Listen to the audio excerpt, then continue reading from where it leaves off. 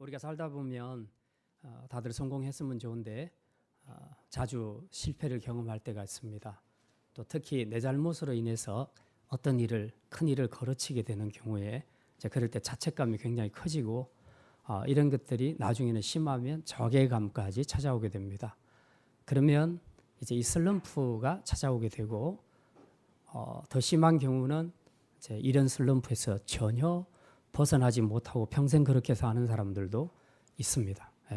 그래서 이 실패란 것에 대해서 우리가 다시 한번 생각해 볼 필요가 있습니다. 실패는 우리 운명이 아니고요. 일종의 성장통과 같은 것입니다. 그래서 이 실패를 통해서 사람들은 많은 것을 배우게 되고 그리고 더 성장하게 되어서 오히려 실패가 나중에 성공을 가져오게 되는 그런 축복이 되기도 합니다. 그래서 실패는 어떻게 보면 성공의 또 다른 이름의 선물이다. 이제 그렇게 생각할 수도 있습니다. 영적인 신앙생활에서도 마찬가지인데 어떤 일로 인해서 영적으로 크게 한번 실패하고 나면 영적인 생활을 관둬버리는 그런 사람들도 있습니다. 나는 아무래도 안 될 것 같아. 신앙생활은 내가 도저히 내 힘으로 안 될 것 같아. 그렇게 생각하면서 포기하는 그런 경우들도 있습니다. 이것도 똑같습니다. 한번 실패한 것이 그 사람의 운명을 좌우하는 것이 아니라는 겁니다. 그래서 우리의 싸움은 사단과의 싸움은 죽는 날까지 계속될 것이기 때문에 오늘 한 번 졌다고 내일 지는 거 아닙니다. 우리가 다시 전열을 정비하게 되면 오늘 실패가 내일 승리를 가져오게 할 수도 있다는 사실입니다. 그래서 우리는 실패를 두려워하는 것보다 실패했을 때 어떻게 다시 일어설 수 있겠는가, 이제 그것을 생각하는 것이 중요하다는 것입니다. 그래서 우리는 반드시 실패의 자리에서 일어서야 하고 또 일어서는 법을 배워야 할 것입니다. 자, 오늘 본문을 통해서 우리가 실패했을 때 혹은 슬럼프에 빠졌을 때에 우리가 어떻게 다시 일어설 수 있겠는가, 어떻게 회복해서 사명의 자리에까지 나아갈 수 있겠는가, 오늘은 이 말씀에 초점을 맞추고 함께 말씀을 생각하려고 합니다. 오늘 본문에는 실패했다가 큰 영적인 슬럼프에 빠졌다가 다시 일어서게 되는 한 사람에 관한 이야기를 오늘 소개하고 있습니다. 바로 베드로인데요. 우리가 잘 아는 것처럼 베드로의 영적인 실패는 무엇이었는가? 많이 있지만 가장 대표적인 것은 예수님을 모른다고 3번씩이나 부인했던 것입니다. 이게 그의 인생을 통틀어서 가장 결정적이고 수치스러운 그런 일이었다. 아마도 평생에 베드로는 살아가면서 계속해서 자기 이 자책감에서 벗어나기는 힘들었을 것입니다. 어쨌든 12제자 중에 가장 수제자였고 그리고 자기 입으로 주님이 십자가를 지러 간다고 했을 때에 절대로 그럴 수 없습니다. 주님이 가시는 곳에 내가 언제나 같이 가겠습니다. 라고 호언장담했던 사람이거든요. 그런데 정작 제사장들에서 재판을 받을 때에 그 뒤편에서 한낱 계집종에 불과한 여자 앞에서 그는 모른다고 예수님을 3번씩이나 부인을 했지요. 아주 치명적인 그런 실수를 한 것입니다. 물론 이제 지금 이 시점은 예수님이 부활하신 후입니다. 그래서 부활하셔서 예수님께서 제자들에게 자신의 모습을 보이시기도 했고 또 그때 베드로는 2번씩이나 예수님을 제자들과 함께 합석한 자리에서 만났습니다. 그래서 자기 마음속에 있는 어떤 일정 부분들은 상당히 회복이 됐을 거라고 봅니다. 어쨌든 부활하신 주님을 만났으니까 죄책감에서부터 어느 정도는 좀 자유로울 수 있겠죠. 그렇지만은 개인적으로 예수님 앞에 섰을 때에 지금 자신이 범한 이 과오를 어떻게든 해결을 하고 가야 되는데 이 부분에 대해서는 1대1의 만남이 아직까지는 없었다는 것입니다. 자, 그런 점에서 여전히 베드로 안에는 어떤 이런 무거운 짐 같은 것이 있을 수 있다는 거죠. 자, 이런 내 실수, 내 과오, 그리고 내가 잘못한 이 부분에 대한 우리의 묵상이 커지면 커질수록 이것은 미래로 가는 우리의 발목을 잡기가 쉽습니다. 그래서 그게 없었더라면 충분히 열심히 앞으로 전진을 할 수 있는데 이 생각에 매이기 시작하게 되면 나 같은 사람이 뭘 할 수 있겠어? 아마도 예수님은 나를 사랑하지 않을 거야. 이제 이런 여러 가지 부정적인 생각들이 들어오기 시작하면서 그때부터 슬럼프에 빠지기를 시작합니다. 영적인 싸움에서 우리가 제일 조심해야 될 것은 사단은 한 번 실패한 자를 다시 실패하게 할 가능성이 굉장히 크다는 겁니다. 왜냐하면 한 번 전과자들은 2번 전과를 범하기가 쉬운 거하고 똑같은 겁니다. 너는 이미 전과자야. 그러니까 너는 안 돼. 아무리 해도 안 돼라는 부정적인 생각을 계속 불어넣는 거죠. 이런 것들에서 우리가 영적인 눈을 뜨고 다시 한번 힘있게 믿음을 선포하고 일어서야 하는데, 그렇지 못하고 자기 묵상, 자기 상상, 자기 생각에 자꾸 묶이기 시작하게 되면 사단이 주는 그대로 우리가 함정에 빠지게 되는 겁니다. 그래서 역시 나는 안 될 거야. 나는 별 볼 일 없어. 내가 이렇게 넘어졌는데 내가 이 다음에 또 어떻게 해서 이길 수 있다는 그런 보장이 어디 있어? 라는 이런 부정적인 생각들 때문에 이제 점점 앞으로 전진하지도 못하고 또 받은 사명의 자리로 나아가지 못하게 되는 이런 악순환이 계속 되풀이되는 것입니다. 부활하신 예수님을 만났음에도 불구하고 아직까지 자기 안에 완전히 해결되지 않는 이런 문제들 때문에 사명의 자리, 비전의 자리로 나아가지 못하는 이 베드로의 연약한 마음, 이것을 주님께서는 아셨습니다. 그래서 오늘 본문은 사실은 주님이 베드로를 찾아오신 내용입니다. 먼저는 베드로가 주님을 찾아가서 어쨌든 1대1 만남을 통해서 자신의 문제들을 사실 고백을 했어야 됩니다. 그런데 그렇게 하지 못하고 주저하고 오히려 영적인 슬럼프에 빠져 있는 베드로에게 주님이 직접 찾아오셔서 이제 위로해 주십니다. 격려해 주십니다. 그리고 다시 사명의 자리로 세우시는 내용이 오늘 본문에 기록이 되어 있습니다. 이제 오늘 본문 우리가 길어서 다 읽지는 못했지만 앞부분 1절부터 읽으면 훨씬 더 내용 이해가 잘 될 것입니다. 부활하신 주님을 이미 만났음에도 불구하고 베드로와 제자들은 다시 물고기를 잡으러 갑니다. 나는 물고기 잡으러 가노라 하고 베드로가 그렇게 얘기하니까 다른 제자들도 나도 하고 다 함께 따라가서 물고기를 잡는 이제 그런 내용이 나옵니다. 밤새도록 물고기를 잡지만 한 마리도 못 잡는데 예수님께서 나타나십니다. 그래서 배 오른편에 그물을 던져라 하니까 던졌더니 153마리가 잡혔다. 그래서 보고 주님이구나 하는 걸 깨닫고 이제 제자들이 겉옷을 걸친 채 이제 쫓아 내려오는 거죠. 내려와서 인사하고 대화하는 내용이 이제 오늘 본문에 기록이 되어 있습니다. 베드로와 제자들은 예수님과 3년 동안 공생애 동안 같이 하면서 말하자면 말씀을 통해서 또 치유 사역을 통해서 기적을 통해서 이 모든 것들을 또 특별히 제자 훈련을 통해서 완벽하게 주님께서 이 땅에서 무슨 일을 하셨는가를 잘 봤습니다. 그리고 그 일은 처음 부를 때에 예수님께서 내가 너희를 사람을 낚는 어부가 되게 하리라. 주님께서 이렇게 하고 부르셨거든요. 그런데 오늘 이 마지막 요한복음 사복음서 마지막 대목에서 베드로는 부활의 주님을 만났음에도 불구하고 다시 물고기를 잡으러 돌아갑니다. 원래 베드로가 가야 할 곳은 사람을 낚는 어부로 그렇게 사역의 현장으로 가야 하는데 그는 다시 물고기를 잡으러 가는 겁니다. 무슨 얘기입니까? 물고기 잡아서 생존을 유지하겠다 이 생각 자체가 죄라는 얘기는 아닙니다. 그것은 아니지만 벌써 사명을 놓쳐버렸다는 겁니다. 보통 사람이 하는 것처럼 나도 먹고 살아야 되니까 원래의 직업이었던 물고기 잡는 곳으로 내가 가겠다. 지금 그렇게 얘기를 한 겁니다.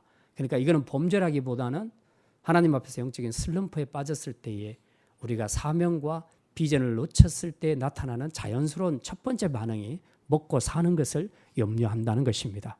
그래서 사명은 뒤로 밀어놓고 이제 먹는 것을 향해서 달려가는 것이죠. 지금 이것을 크게 보면 영적인 슬럼프라고 볼 수 있는데 바로 이 상황에서 예수님께서 베드로를 찾아오신 것입니다. 찾아오셔서 지금 말씀하시는 내용입니다. 그리고 무슨 말을 주고받았는지 무슨 행동을 했는지 오늘 본문에 나와 있는데 이것을 통해서 이제 이 영적인 슬럼프에 빠져있던 베드로가 다시 일어서게 됩니다. 그래서 사명을 붙잡고 원래 받았던 그 사역의 현장으로 달려가게 되는 동기가 되는 굉장히 중요한 내용의 본문이 이제 오늘 본문에 기록이 되어 있습니다. 그래서 이것이 주는 교훈이 무엇인가? 오늘 거기에 초점을 맞추고 함께 말씀을 생각하려고 합니다. 어떻게 하면 우리가 사명의 자리로 다시 돌아갈 수 있을까? 네. 자, 사명의 자리로 서게 되는 두 가지 원리에 대해서 오늘 말씀을 생각합니다. 첫 번째는 우리를 향한 주님의 사랑을 확신해야 합니다. 한번 따라합시다. 우리를 향한 주님의 사랑을 확신하십시오. 실수한 사람, 실패한 사람에게 제일 큰 의욕을 뺏어가는 것, 다시 일어서겠다는 의욕을 뺏어가는 것 중에 하나가 바로 주변 사람들의 냉소적인 시선이나 혹은 무관심입니다.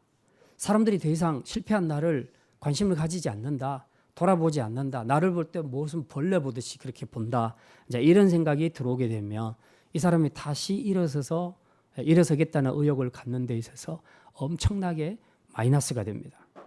내가 혹시 실패했더라도 내 곁에 지켜주고 나와 함께하고 나를 사랑해주는 그 어떤 사람이 있다면 그것 때문에 그 사람은 다시 일어설 수 있는 거지요. 그래서 실패자가 다시 일어서는 데 있어서 가장 중요한 것 중에 하나가 누군가의 따뜻한 진실한 사랑이라는 것입니다. 특히 자기가 신뢰하는 사람으로부터 이런 사랑을 확인받을 때에 사람들은 다시 한번 힘을 얻게 됩니다. 그래서 보통 남편들이 사업을 하다가 실패했을 때 굉장히 슬럼프에 많이 빠지죠.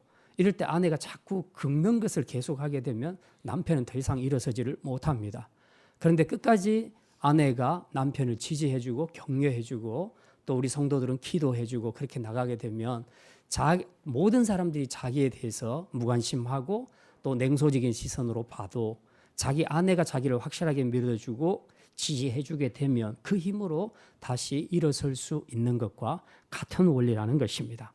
그렇다면 지금 실패한 이 베드로에게 가장 극진한 사랑을 확인받고 싶은 사람이 누구겠습니까? 바로 예수님입니다. 자기가 어쨌든 가장 존경하고 따랐던 그분에게서 이 사랑을 다시 한번 내가 확인만 할 수 있다면 어떻게든 다시 힘을 얻고 일어설 수 있지 않겠냐. 아마도 이런 심리적인 부분들이 분명히 있었을 것입니다. 어쨌든 본인이 예수님을 3번씩이나 모른다고 부인한 그런 입장이었기 때문에 사실은 주님이 자기를 지금도 사랑하고 계실까 하는 것에 대한 그런 의구심이, 회의심이 분명히 있었을 것입니다. 이런 것들 때문에 어쩌면 더 전진하지 못하고 그냥 나는 다시 고기나 잡으러 가야 되겠다, 예전에 내가 하던 일이나 해야 되겠다라고 생각하면서 먹고 사는 일로 그렇게 이제 빠질 수밖에 없었던 이제 그런 부분들도 있었을 것입니다. 이제 바로 이런 대목에서 예수님께서 베드로를 찾아오신 것입니다. 그런데 예수님이 가장 먼저 보여주시고 싶어 하시는 것은 내가 아직까지도 너를 사랑하고 있다 하는 이것을 지금 먼저 보여주시려고 합니다. 이제 그게 오늘 본문 안에서 몇 가지로 나타나고 있는데요. 9절에 보면 이렇게 기록이 되어 있습니다. 우리 9절 말씀 보지는 않았는데 9절 말씀 잠깐 12절 말씀 같이 읽습니다. 9절과 12절 같이 읽습니다. 육지에 올라보니 떡도 있더라. 12절 예수께서 이르시되 와서 조반을 먹으라 하시니 거기까지요. 자, 지금 보면 예수님께서 바닷가에서 그 물고기를 찾고 있는 제자들을 위해서 이른 새벽에 오셔가지고 아침 밥상을 준비한 겁니다. 그리고는 아무 말씀도 하지 않고 있다가 제자들에게 딱 한마디 하시죠. 와서 조반을 먹어라, 밥 먹어라. 지금 그렇게 말씀합니다.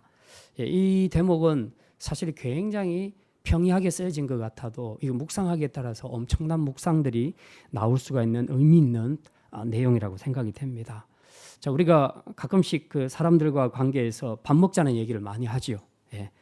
밥 먹자는 말은 상황에 따라서 의미가 굉장히 다릅니다. 예컨대 우리 밥 한번 먹어요, 집사님. 그렇게 얘기했을 때 여러분은 주로 어떻게 받아들이십니까? 그냥 뭐 여러 가지가 있겠죠. 저 사람이 지금 나한테 밥 한번 사서 뭐 한심을 사려고 하는구나. 아니면 어디 맛집이 좋은 데 생겼는가 보다. 아니면 뭐 이 먹는 것을 통해서 관계가 더 친숙하게 되기를 원하는가 보다. 뭐 이제 이런 여러 가지 복잡한 의미들이 다 있습니다. 근데 이제 경우들은 다 다르지만은 밥 먹자는 얘기가 사실은 굉장히 긍정적인 이야기입니다. 이게 왜냐하면 밥 먹자는 이 의미 속에는 굉장히 많은 것들이 담겨져 있습니다. 서로 관계가 안 좋은 사람에게는 우리 앞으로 잘 지내봐요 하는 그런 의미가 있고, 서로 친한 관계에서는 우리 더 기쁨의 교제를 함께 나눠요. 이제 이런 의미도 있습니다. 그래서 어색하고 힘든 사람들한테 이제 밥 교제, 식사 교제를 하는 것은 굉장히 중요한 의미가 있다는 겁니다. 밥은 밥 문제가 아니고 사실은 이 밥을 나누는 식사를 나누는 속에서 우리의 마음을 나누고 사랑을 나누기 때문에 그렇습니다. 그래서 밥 먹는다는 것은 굉장히 중요한 의미를 갖는 것입니다. 그래서 실제로 밥 몇 번 먹고 나면 관계가 엄청 좋아지는 것을 많이 깨닫죠. 예. 저하고 안 친하신 분들은 식사를 자주 하시길 바랍니다. 아무튼 누구랑 좀 친하고 싶거나 또 풀고 싶은 것이 혹시 있으면 꼭 밥을 함께 식사를 하시기를 바랍니다. 사달라고 하지 말고 사주세요. 그러면 관계가 분명히 좋아집니다. 자, 오늘 본문에 보니까 예수님도 베드로와 제자들에게 밥을 먹이십니다. 아마도 이 식사가 주는 의미는 또 굉장히 다양할 거라고 생각을 합니다. 이 식사가 내가 이 땅에서 너희들과 나누는 마지막 식사야. 이제 이런 의미도 있을 거고요. 나는 이제 곧 하늘로 올라가게 되는데 내가 가기 전에 내 손으로 너희들 밥상 한번 꼭 차려주고 싶다. 그렇게 해서 밥상을 차려주는 그런 의미도 있을 겁니다. 그 다음에 나는 이제 이 식사를 마지막으로 하늘로 올라가게 되겠지만 너희는 이 밥 먹고 할 일이 있어. 그게 뭐냐? 내가 너희에게 준 사명이 있어. 이제는 물고기 잡는 어부가 되지 말고 사람을 낚는 어부가 돼야 돼. 그 일을 해야 돼. 그 일을 하려면 힘을 내야 돼. 그래서 이 밥 많이 먹어라. 예수님께서 그렇게 먹이시는 거죠. 특별히 베드로에게는 굉장히 많이 가슴에 와닿을 것 같습니다. 너는 나한테 한 그 잘못 때문에 지금도 자책감에 시달려서 영적인 슬럼프에 빠져 있는데 난 너 연약함 다 알고 있어. 너는 원래 나 따라다닐 때 맨날 큰 소리 쳤잖아. 그러고도 맨날 실패했잖아. 나 원래 너 잘 알고 있어. 그래도 네 중심이 그렇지 않다는 건 난 알고 있어. 그래서 나는 너를 다 용서했으니까 넌 다 잊어버리고 이제 과거의 실패에 매이지 말고 다시 일어서서 가장 중요한 거, 내가 그동안 너희들 제자 훈련 MT 하지 않았냐? 그동안 열심히 복음을 전하지 않았냐? 그 다음에 많은 기적과 또 이 치유 역사를 보여주지 않았냐? 이 모든 것이 뭐냐? 전부 사람 낚는 어부가 되게 하려고 한 거 아니냐? 이렇게 해서 많은 죽어가는 영혼들을 건져내서 이제 하나님의 백성으로 살 수 있도록, 그리고 하나님 나라가 열방 끝까지 확장되어 갈 수 있도록 그렇게 이 땅에 내가 왔고 내가 너희들 3년 동안 제자 훈련 시킨 것도 다 여기에 목적이 있지 않냐. 그런데 너는 지금 나한테 한 그 잘못 때문에 지금도 이런 영적인 슬럼프에 빠져서 이렇게 있으니 이건 아닌 것 같다. 이제 이 밥 먹고 힘내서 다시 한번 사명의 자리에 서라. 지금 예수님께서 이런 의미로 밥상을 차려주셨다고 저는 그렇게 확실하게 묵상이 됐습니다. 그래서 저는 이 대목을 읽을 때에 굉장히 막 가슴에 와닿는 그런 감동이 있었습니다. 이게 진짜 제자를 향한 예수님의 참사랑이구나 하는 것을 깨달을 수가 있었습니다. 자, 이제 이 소리를 들으면서 베드로가 밥을 먹을 때에 기분이 어떻겠습니까?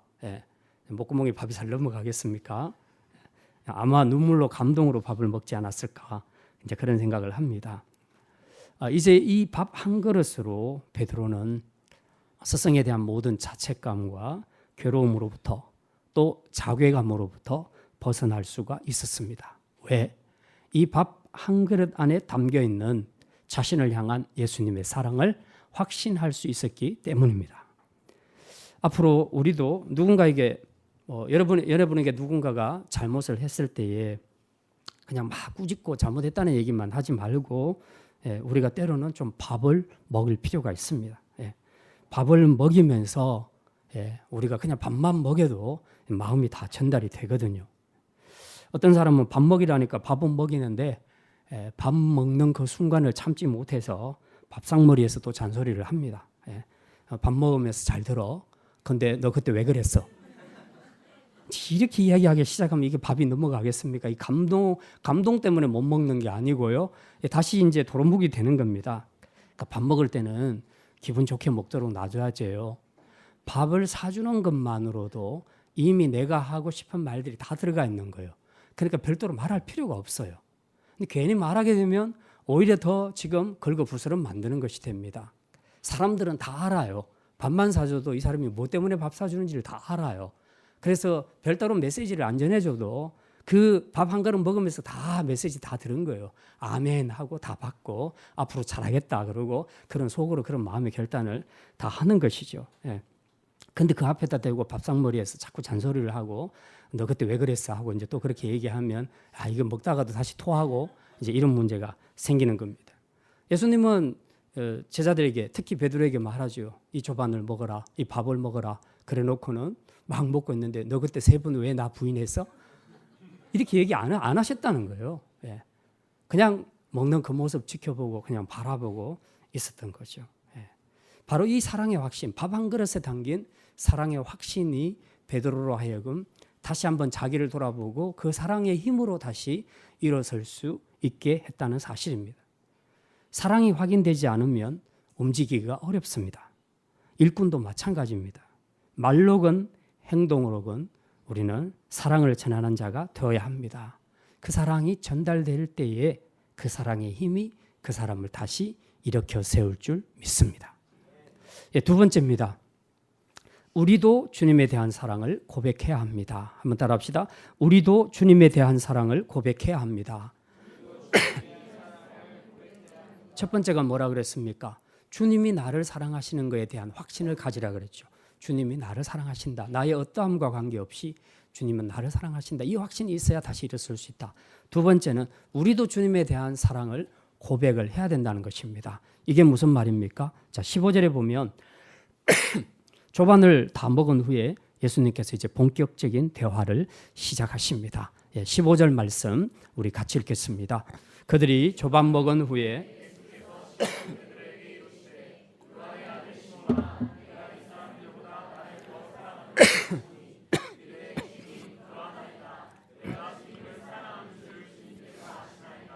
이르시되 내 어린 양을 먹이라.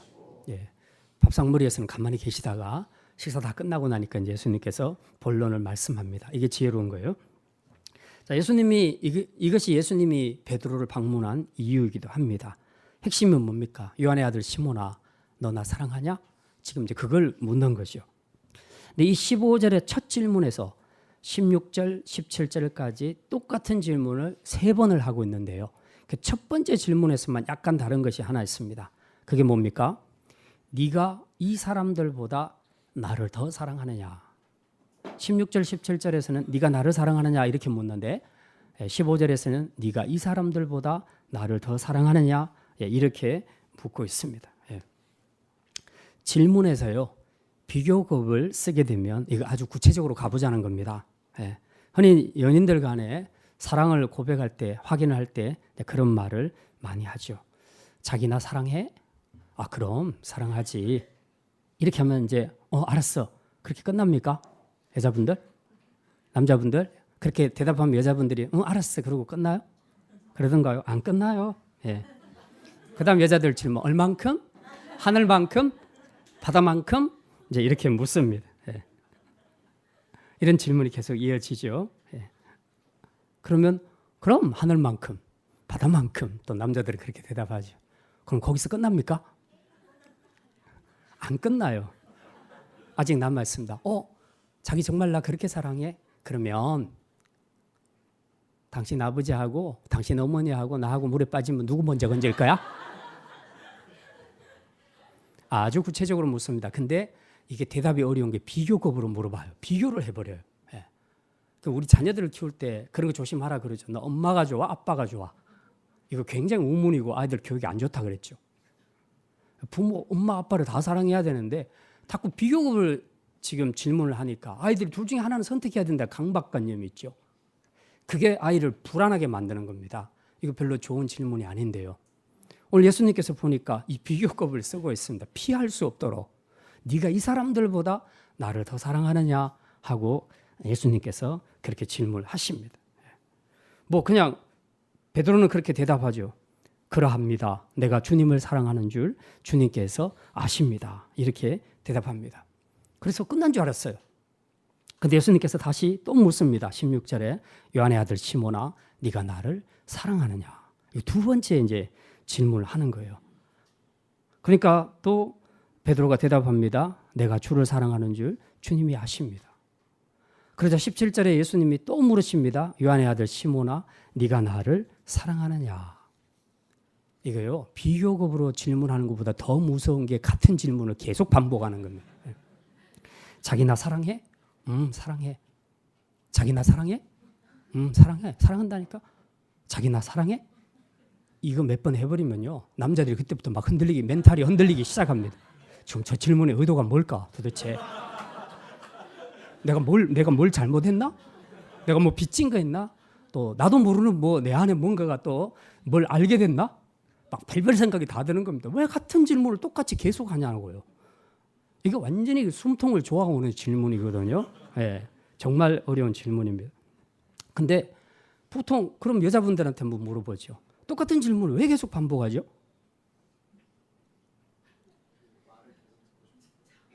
우리 성계 집사님은 그런 적이 없죠.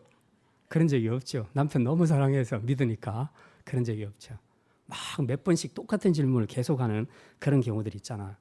우리가 여러 번 같은 질문을 반복할 때는 다 이유들이 있더라고요. 보니까 예수님도 다 이유가 있어요. 그 이유에 대해서 신학적으로 학자들은 이 두 가지로 이제 해석을 합니다. 왜 예수님이 세 번씩이나 물었을까? 이제 하나는 아마도 이제 베드로가 예수님을 세 번 부인했으니까 그거 상기시켜 주려고 예수님께서 그렇게 세 번 물었다. 이제 그렇게 해석하는 사람들도 있습니다. 정서적으로도 그렇게 가능한 이야기일 것 같습니다. 뭐 예수님이 그걸 의도했든 안 했건 받는 입장에서는 내가 세 번 부인했는데 예수님이 나한테 사랑하냐고 세 번을 물었어요. 그렇으니까 모른다고 세 번 했으니까 이제는 정말 사랑한다고 세 번을 해야 되지 않을까.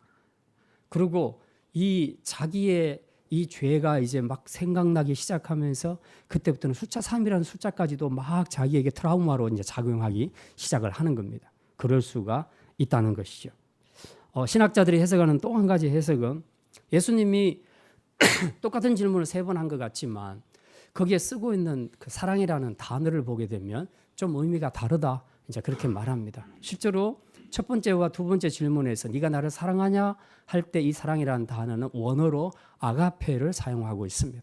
아가페 사랑은 아시죠? 신적인 사랑, 헌신적인 사랑, 자기의 전부를 내어주는 사랑, 이 사랑을 이야기합니다. 그래서 예수님이 이 사랑으로 아가페로 물었기 때문에 이제 신적인 사랑의 수준에서 베드로가 대답을 해야 되는 겁니다. 근데 세 번째 가게 되면 이걸 필리아라는 단어로 바꾸게 됩니다. 이거는 흔히 친구들 간의 사랑, 동기들 간의 사랑, 이제 이런 것들을 의미하는데요. 이 세 번째 질문에서 예수님은 이렇게 생각을 하셨다는 거죠. 너 아가페적인 사랑 말고 필리아적인 사랑, 소위 친구들 간에 나눠지는 그 사랑의 수준만큼이라도 네가 나를 사랑하냐? 라고 예수님께서 마지막으로 이렇게 질문을 하셨다는 것입니다. 자, 근데 이제 제가 볼 때 뭐 이 두 가지 해석은 다 일리가 있고요. 뭐 충분히 그렇게 해석할 수도 있을 것입니다. 근데 어느 쪽 해석을 취하든 안 취하든 관계없이 이 본문에서 정말 중요한 것은 어떤 단어로 표현했건 간에 예수님의 목표는 딱 하나였다는 겁니다. 그게 뭡니까? 너와 나와의 관계에서 너 정말 절대적으로 나 사랑하니? 이걸 묻고 싶은 겁니다. 뭐 더 사랑하냐 어쩌냐 비교급 최상급 다 빼고 딱 마지막 남는 핵심은 뭐냐? 나하고 관계에서 1대1에서 한번 생각해보자. 너 정말 나 절대적으로 사랑하냐? 지금 이걸 묻고 싶은 겁니다. 예수님께서. 그러면 왜 예수님은 이토록 베드로에게서 이 사랑을 확인하고 싶어 하신 걸까 하는 겁니다. 그 해답이 이제 15절, 16절, 17절에 각각 끝에 나와 있습니다. 여기 보면 내 양을 먹이라, 내 양을 치라, 17절에 또 다시 내 양을 먹이라. 이런 말로 표현이 됐습니다. 이 말이죠. 요한의 아들 시몬아, 네가 나를 사랑하느냐? 네, 주님 그렇습니다. 내가 주님을 사랑하는 줄 주님이 잘 아시지 않습니까? 그래?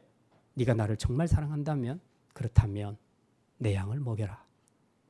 목양하라 이 말이에요. 목양해라. 세 번 물을 때는 다 이유가 있는 것처럼 예수님도 세 번을 물으실 때는 다 이유가 있었다는 겁니다. 지금 이 고백을 통해서 예수님께서 베드로에게 최종적으로 하시고 싶은 말씀이 뭐였냐? 내 양을 먹이라 이거였습니다. 사명의 자리로 가라는 겁니다. 비전의 자리로 가라는 겁니다. 내가 지금까지 3년 동안 너희들을 데리고 다니면서 말씀으로 가르치고 또 기적과 치유와 축사와 이 모든 것들을 통해서 내가 너희들에게 준 것이 뭐였느냐? 내가 너희들을 전도 현장에도 내보내고 심지어 제자 훈련까지 다 시키지 않았느냐? 이렇게 한 이유가 뭐냐? 애초에 내가 너희를 부를 때 사람을 낚는 어부가 되라고 너희를 부른 거 아니냐? 물고기 잡는 것은 누구나 할 수 있는 일이다. 그런데 사람을 낚는 것은 아무나 할 수 없는 일이다. 그래서 내가 너희 12를 택했고 너희들에게 사람을 낚는 어부가 되라고 지금까지 제자 훈련 시킨 거 아니냐. 그런데 너는 지금 뭐 하고 있냐? 다시 물고기를 잡으러 나왔어? 그래, 먹고 사는 것도 중요한데 너 앞으로 계속 이렇게 살 거야? 그러면 내가 너한테 3년 동안 제자 훈련 가르친 것이 무슨 보람이 있어? 이제 가끔씩 교회 지도자들은 이제 그런 고민을 합니다. 열심히 제자 훈련 과정을 잘 마치고 정말 은혜를 받고 좋았는데 나중에 한 1년쯤 지나고 나면 도루묵이 되는 이제 그런 경우들이 있습니다. 그러면서 언제 제자 훈련 받았지 하는 것처럼 그렇게 이제 사는 그런 모습들을 볼 때 그런 생각을 하게 되는 거죠. 그러면 제자 훈련 왜 했지? 앞으로도 계속 제자 훈련 시켜야 되나? 이제 이런 고민을 하게 되는 거죠. 바로 이런 문제입니다. 그래서 누구든지 한번 제자 훈련 받으면 영원히 성공적인 제자로 살아갈 수 있는 것이 아니라는 겁니다. 제자 훈련 끝에 계속해서 이어지는 하나님과 주님과의 교제가 계속 있어야 합니다. 그것이 제자 훈련에서 얻은 결과들을 계속 이어갈 수 있도록 만드는 것이 되는 겁니다. 근데 성도들이 오해할 때 제자 훈련만 하면 모든 것이 끝난다고 생각을 합니다. 그럼 막 어디 천상에 뭔가를 다 딸 수 있을 것처럼 본인의 영적인 신앙이 엄청 성숙했다고 생각해서 그렇게 다 이렇게 좀 마음을 놓아버리는데 시간이 지나게 되면 그게 점점 더 빠지는 거죠. 힘이 빠지는 거죠. 그래서 이런 제자 훈련들은 한 번으로 끝나는 것이 아니라 계속 제자 훈련을 받아야 된다는 얘기가 아니라 주님과의 교제가 계속해서 이루어져야 한다는 것입니다. 이제 이것이 우리 안에서 계속 유지될 때에 우리는 그 다음에 제자 훈련 때 받았던 그 목표, 사명, 비전을 향해서 우리가 나아갈 수 있는 것입니다. 아무리 그거 받았어도 그 후속으로 주님과의 교제가 없게 되면 계속 영적으로 다운돼서 그 다음에는 예전에 그 뜨거웠던 마음, 사명, 비전 이런 거 다 놓쳐버리고 그냥 세상으로 향해서 나아가기 쉽게 되는 것이 우리 연약한 인간의 본성이다 하는 것을 분명히 보여주고 있습니다. 그러면 이제 예수님께서 지금 이런 모든 것을 목적하시고 베드로를 찾아오셔서 네가 날 정말로 사랑하냐? 사랑한다면 내 양을 먹이라, 내 양을 치라 라고 예수님께서 다시 사명을 일깨워 주시는 것이죠. 그리고 지난날 예수님께서 3년 동안 가르쳤던 모든 것이 바로 이 사명의 길로 가라고 내가 너희들을 훈련시킨 것이 아니냐 하는 것을 상기시켜 줍니다. 이게 바로 마태복음 28장 마지막에 주신 지상 명령이고요. 그리고 사도행전 1장 8절에 주신 선교 명령입니다. 이게 되면 이제 창세기 12장의 언약의 말씀이 이루어집니다. 하나님이 아브라함 한 사람을 불러서 뭐라고 말씀합니까? 내가 너를 통하여 모든 민족이 복을 받게 하겠다. 열방이 너를 통하여 복을 받게 될 것이다. 이 약속의 말씀을 오래전에 주셨는데 이제 주님께서 이 약속의 말씀을 이루어 가도록 하십니다. 그래서 우리가 구원받았다고 얘기했을 때에 그냥 나 예수 믿고 죽으면 다 천국 가게 될 거야. 그러면서 너무 기뻐하면서도 전혀 신앙적으로 안 사는 그런 사람들이 있습니다. 주님은 우리를 구원하실 때에 너 예수 믿고 구원받아 요 목적으로만 부른 게 아니라 그랬습니다. 우리를 구원시킬 때는 구원과 함께 사명도 주셨다는 겁니다. 너 구원받았으니 딴 사람이 물에 빠져서 죽을 때 건져내야 될 거 아니냐. 사람 잡는 어부가 돼야 될 거 아니냐. 이거는 목사나 선교사만 할 일이 아니야. 구원받은 성도라면 누구나 해야 할 일이야 라고 말씀하는 거죠. 더더군다나 제자 훈련 받았던 제자들은 더더욱이 이제 이 말씀을 기억해야 되는 겁니다. 이렇게 해서 창세기 12장 말씀이 다 성취가 되는 것이죠.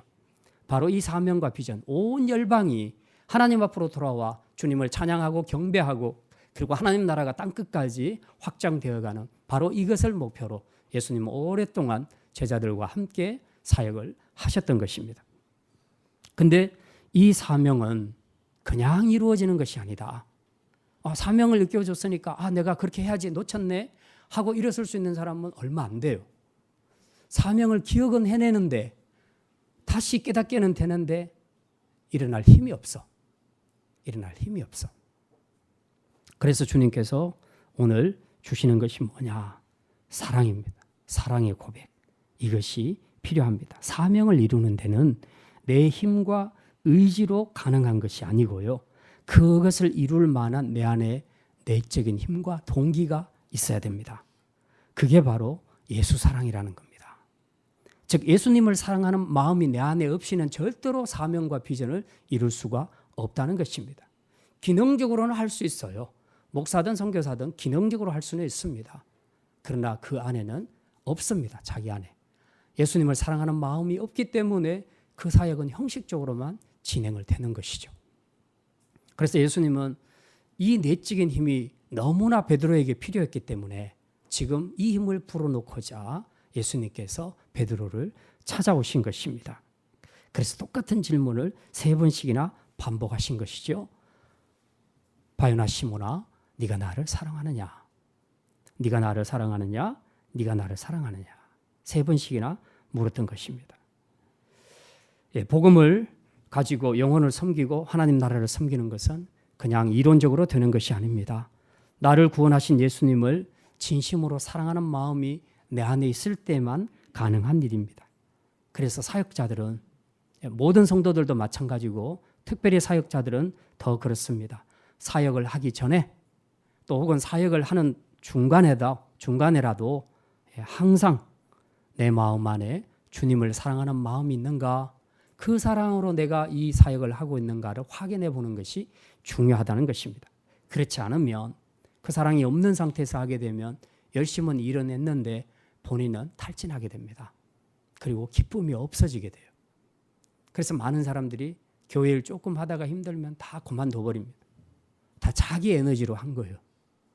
실제적으로 그 힘을 공급하시는 것은 주님에 대한 사랑인데 그 사랑의 힘이 내 안에 계속 부어지게 되면 우리가 그 사역을 힘있게 감당할 수 있는데 그거 없이 자꾸 자기 의지로 자기 힘으로 자기 에너지로 하다 보니까 이 인간의 에너지는 한계가 있거든요.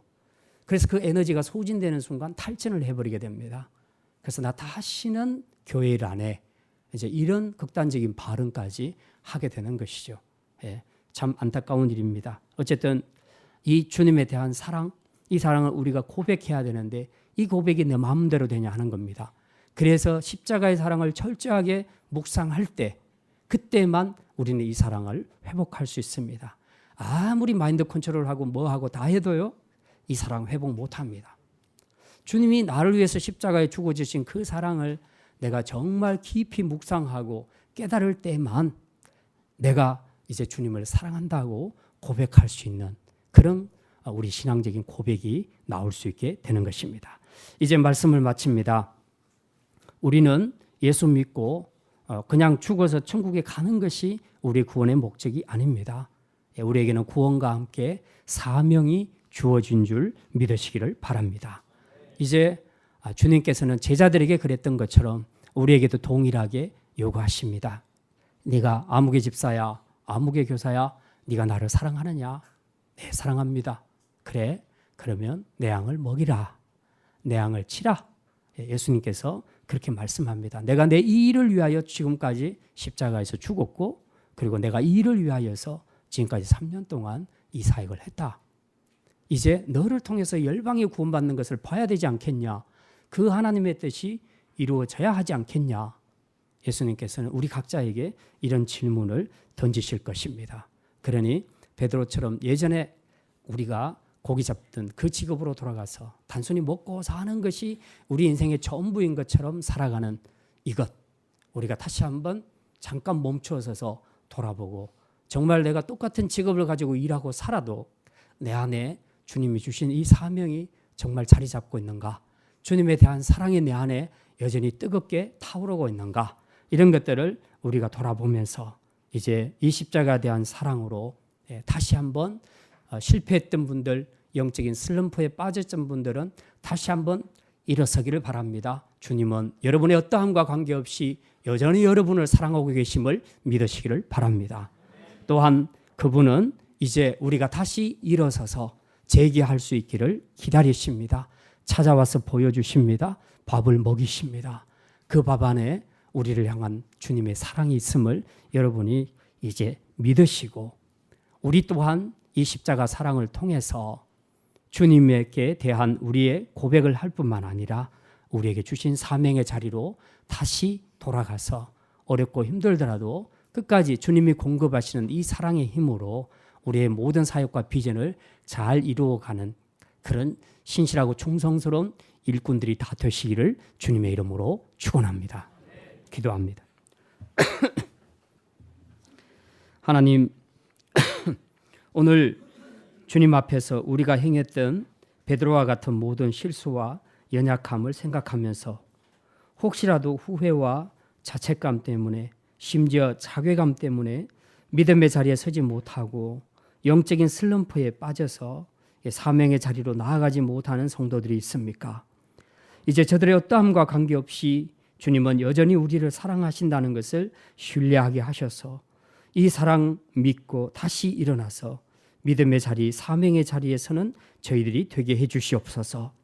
사명은 내 힘과 의지로만 되는 것이 아니라 오직 주님을 향한 우리의 사랑이 뜨겁게 타오를 때만 가능하다는 것을 알고 늘 이 사랑이 우리 안에 충만할 수 있도록 날마다 십자가 묵상을 통해서 성령께서 우리 마음 가운데 부어주시는 이 사랑의 힘으로 우리에게 맡겨주신 사명을 잘 감당할 수 있는 신실한 믿음의 일꾼들이 되게 하여 주시옵소서. 감사드리며 이 모든 말씀 우리 주 예수 그리스도의 이름으로 기도드립니다. 아멘.